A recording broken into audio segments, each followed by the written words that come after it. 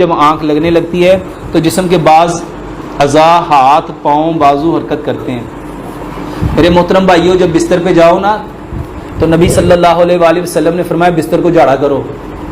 بستر کو، تمہیں کیا پتا تم سے پہلے وہاں کون سو رہا ہے؟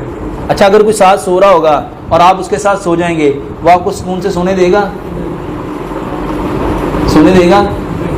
پہلے بستر کو اچھی طرح جھاڑو۔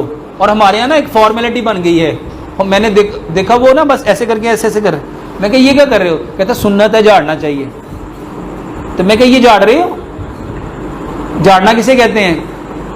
اس کو جھاڑنا، اس کو اٹھاؤ گے تو کچھ ہوگا تو نیچے گرے گا نا۔ ہمارے ہاں واللہ لیٹے لیٹے ایسے لیٹے لیٹے ایسے کر رہے، یہ کس کو دھوکہ دے رہے ہو؟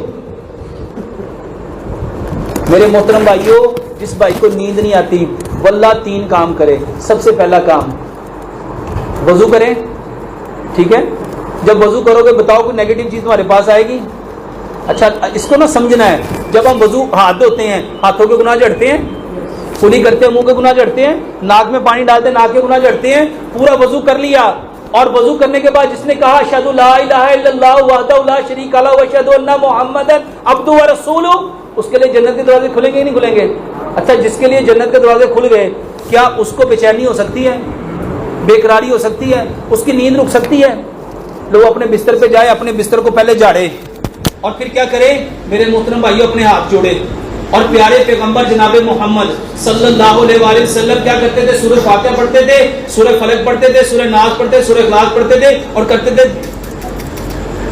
اس کو منہ پہ بھی ملتے تھے، چہرے پہ بھی ملتے تھے اور پورے جسم پہ ملتے تھے۔ اور اس کے بعد باقاعدہ نبی صلی اللہ علیہ وآلہ وسلم دعائیں پڑھتے تھے، سونے کی دعا اللہم بسمک اموت واحیا۔ اس کے بعد نبی صلی اللہ علیہ وسلم سورہ بقرہ کی آخری 2 آیات آمن الرسول بما انزل، یہ پوری پڑھتے تھے۔ اور اس کے بعد میرے محترم بھائیوں اپنے لیفٹ سائڈ پہ کروٹ لو، اپنے لیفٹ سائڈ پہ کروٹ لو، آیت الکرسی پڑھو، واللہ آپ دیکھو گے آپ کو کتنی سکون نیند آتی ہے۔ اور اگر پھر بھی نیند نہ آئے تو میرے محترم بھائیوں اپنی ناک میں تیل ڈالا کرو، اپنی ناک میں خشکی ہو جائے نا تو اس کی وجہ سے بھی نیند نہیں آتی۔